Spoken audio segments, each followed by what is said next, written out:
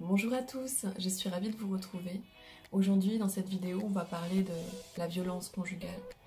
C'est malheureusement un fléau qui va être plus ou moins révélé, qui se passe dans les foyers de tous les pays, et qu'on va avoir du mal à comprendre, surtout pour les personnes extérieures, surtout comment faire prendre conscience à la personne qu'elle est en danger, et comment arrêter cela. Déjà, je vais commencer par dire qu'on ne peut aider quelqu'un qui ne veut être aidé. Ça, c'est malheureusement un point capital.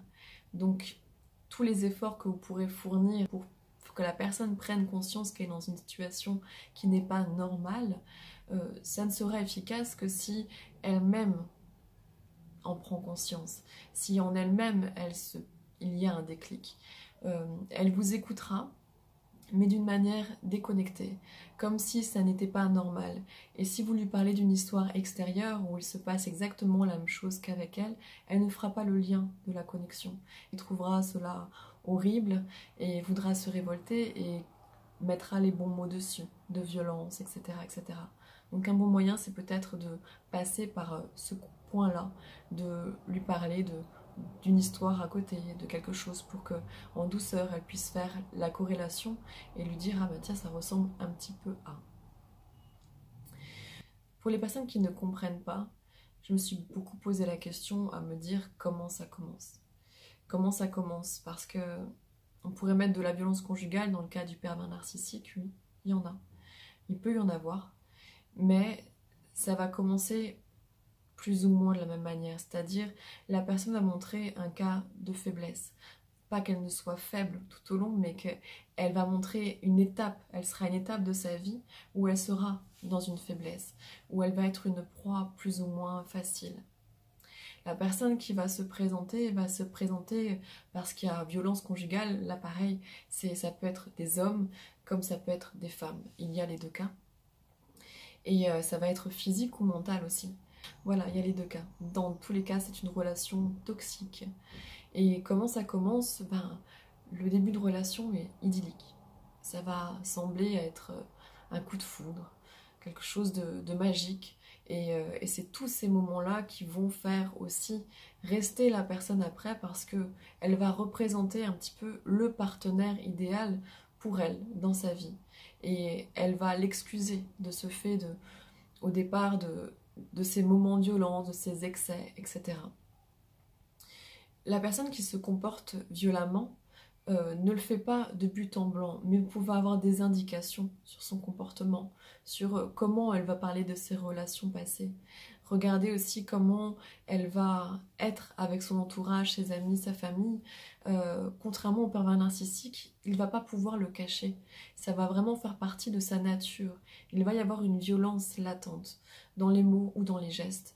S'il s'énerve, regardez le premier conflit, la première dispute. Qu'est-ce qui se passe? Quelle est sa réaction? Est-ce qu'il quitte la pièce? Est-ce qu'il tape dans un mur? Est-ce qu'il s'énerve contre vous? Est-ce qu'il vous attaque avec des mots sans jamais s'arrêter, en voulant vous détruire? Voilà, prenez conscience de ça, des premiers conflits, et voyez ensuite, ça pourra en tout cas vous mettre des indications. Et si vous vous posez la question, eh bien essayez de vous référer à ces souvenirs-là. Et c'est vrai que les personnes ne quittent pas. C'est une des raisons pourquoi elles ne quittent pas. C'est parce que pour elles, c'est un petit peu la belle et la bête. Elles se rendent compte qu'il y a des moments qui sont juste magnifiques et qu'aucune autre relation passée n'a pu égaler ces moments-là. Qu'ils possèdent ou qu'elles possèdent les qualités idéales pour être en couple. On va même se demander pourquoi cette personne est encore célibataire, ce n'est pas possible. Voilà, mais à tout ça, il y a des raisons. C'est qu'il y a des dysfonctionnements. C'est pour ça, au début de relation, toujours être attentif, profiter de l'instant bien sûr, ne vous restreignez pas, mais gardez la distance d'observation. Parce que on peut très vite être pris, une fois qu'on est attaché sentimentalement parlant, être pris et rester malgré nous dans une relation qui ne nous convient pas. Donc voilà pourquoi les personnes, comment elles rencontrent, comment ça se manifeste. Prenez attention aux réactions de la personne. Si elle s'énerve, si voilà, vous allez le voir. S'il y a aussi ce côté jaloux, dramatique, etc., vous allez le voir. S'il y a aussi une certaine dépendance affective, des fois qui se met, donc qui se traduit par la jalousie, par le drame, par par tous ces côtés-là, par des crises qui vont se manifester. Ça aussi, ça peut être un signe annonciateur de violence, de future violence à votre rencontre. Souvent, elles choisissent des personnes donc, qui sont faibles au début. Souvent, mais pas toujours. Pas toujours, et des personnes qui sont très fortes vont pouvoir le voir et vont savoir dire stop. D'autres, ça va être, elles vont subir plus un travail de manipulation ou de raisonnement, ou alors se positionner en sauveur en se disant oui mais non, là il a un petit problème, donc je vais l'aider là-dessus et puis ça va très bien se passer. Et elles ne se rendent pas compte parce qu'elles se mettent à l'écart qu'elles subissent une violence physique ou mentale du coup à ce niveau-là. Elles vont vouloir en tout cas aider d'une certaine manière. Les personnes qui sont en couple avec les personnes qui sont violentes vont en général sentir et croire qu'elles vont pouvoir aider la personne et croire qu'elles vont pouvoir être les seules à les comprendre, pouvoir trouver la solution, voir la souffrance qu'elles ont en eux. Donc ça aussi être des empathes, des personnes sensibles, des personnes à l'écoute, des personnes qui vont vouloir aider, et elles ne se rendent pas compte qu'elles-mêmes elles sont dans une dépendance affective, parce que quelqu'un d'affirmé dans ce qu'il souhaite, dans ce qu'il veut, saura faire la différence et le parallèle avec une relation saine, une relation toxique, et verra très vite que ce n'est pas possible et que ça ne correspond pas à ce que l'on veut. On ne change pas quelqu'un. On ne change pas quelqu'un qui ne veut pas changer. Et même si on se dit qu'on peut aider la personne, qu'on peut changer, on sera beaucoup plus efficace si on est extérieur et surtout pas si on est en couple avec la personne. On aura un impact meilleur. Donc si vous voyez qu'au début du côtoiement de la personne, si vous n'êtes pas en couple directement avec, ce que je préconise pour pouvoir observer tout cela, surtout si vous êtes sujet à avoir des relations qui sont dysfonctionnelles, observez vraiment les débuts de relation, côtoyez la personne, fréquentez-la sans vous mettre en couple avec elle. Et gardez plus ce stade d'amis qui pourra vous permettre d'apprendre à la connaître et vous permettre aussi de plus facilement dire stop et avant que ça ne commence. Donc pourquoi les personnes ne partent pas? Souvent ça se remarque au niveau de leur comportement, de leur habillement, de leur estime d'eux, etc. Ils le ressentent et ils sont rabaissés, blessés. Pour les personnes de l'entourage qui les côtoient, ils voient clairement qu'il y a quelque chose qui a changé. Ça peut être un signe indicateur et vous pouvez commencer à parler avec eux, à essayer de voir ce qui se passe, sans être dans le jugement ou dans le warrior, etc., de justicier masqué, mais essayer voilà, de voir qu'est-ce qui pourrait se passer et de rappeler à la personne qui elle était avant et est-ce que ce qui lui convient là maintenant, ce qu'elle vit là maintenant lui convient.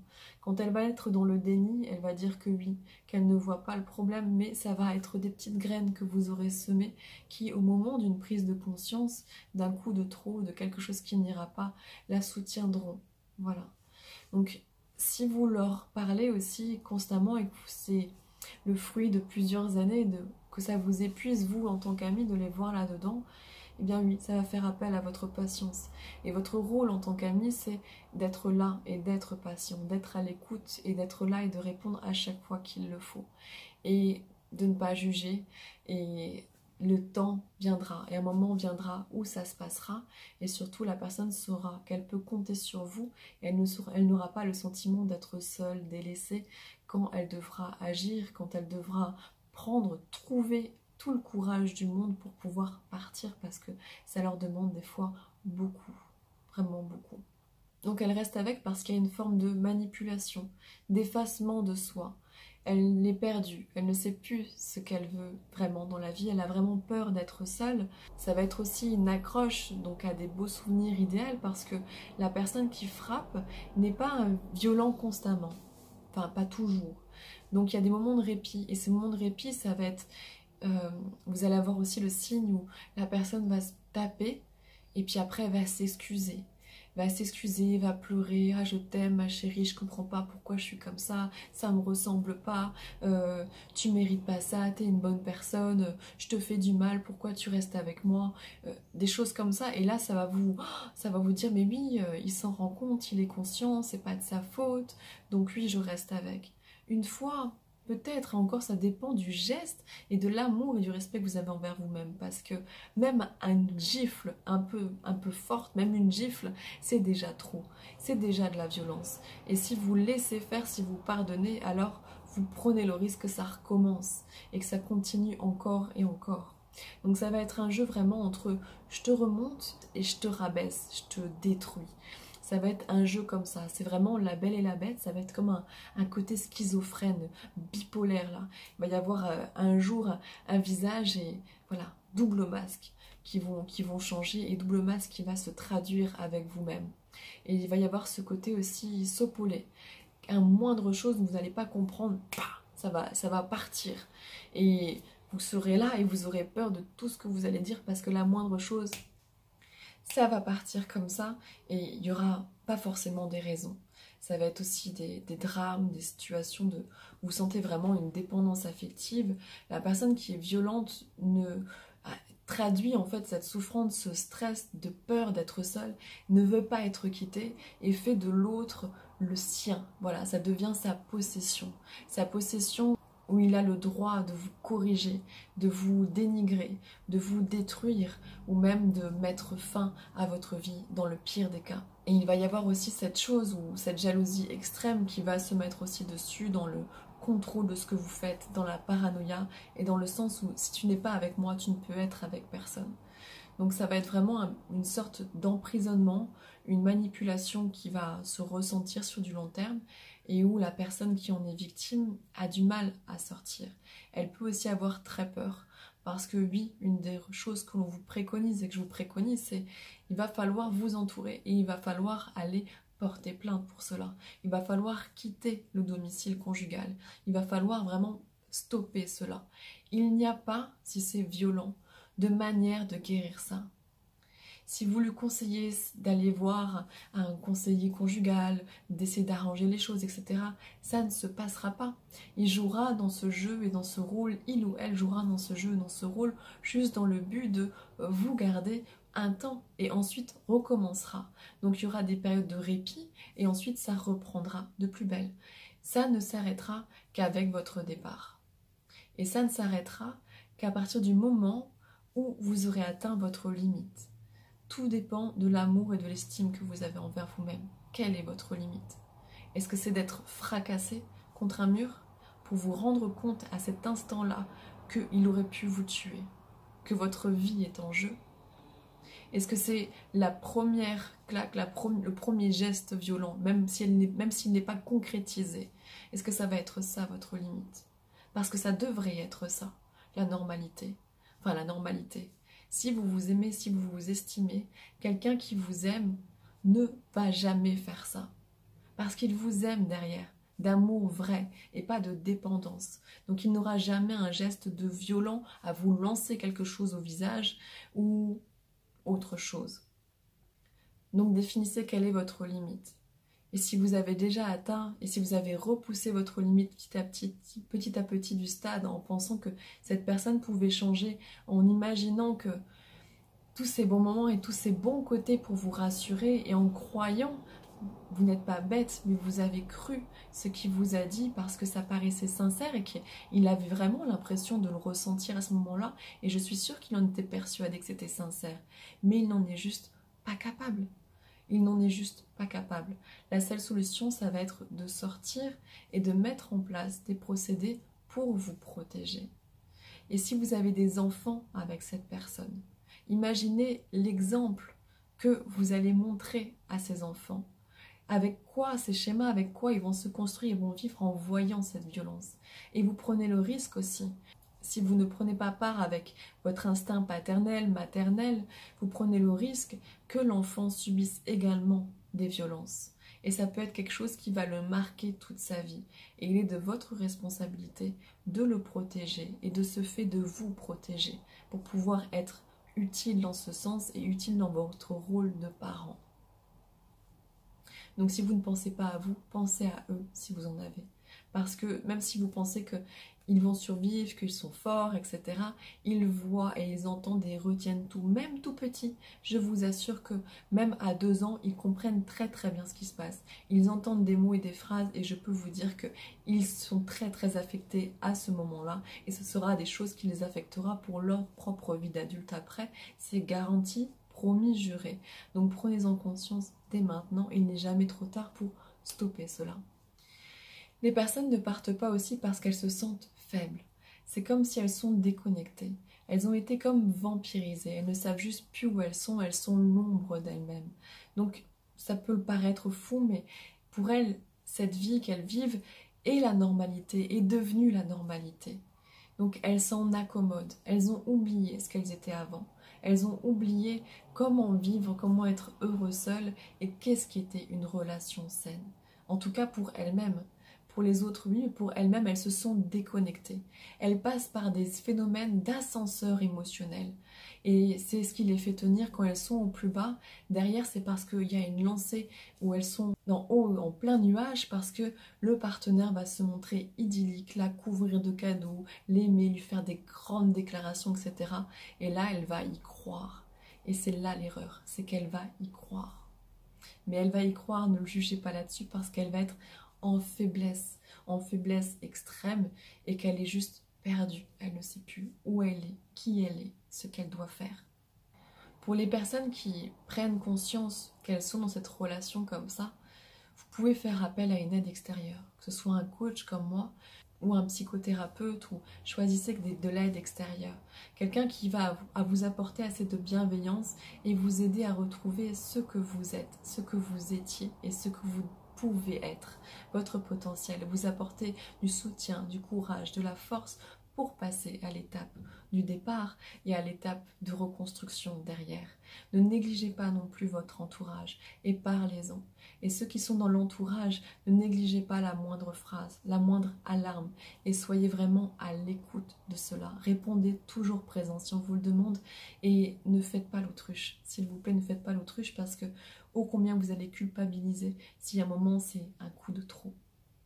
Au moins vous aurez fait votre maximum et pour ne pas avoir de regrets, avoir toujours été là, avoir toujours été bienveillant, porteur d'attention et pouvoir l'aider.